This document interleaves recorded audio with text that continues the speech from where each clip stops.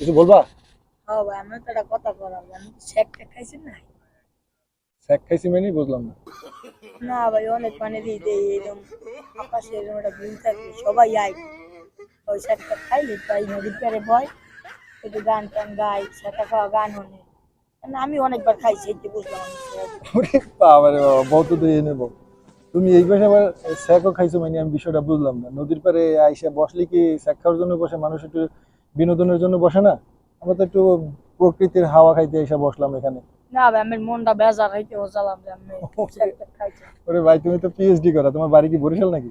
ভাই না বাড়ি মগো নোয়াখালী? বাড়িতে বলছিলি? না নোয়াখালী? না, নোয়াখালী ওদিক বুঝিনি ভাই। হ্যাঁ, তাহলে আমি এত বরিশালে বললাম, আমি এই খাই।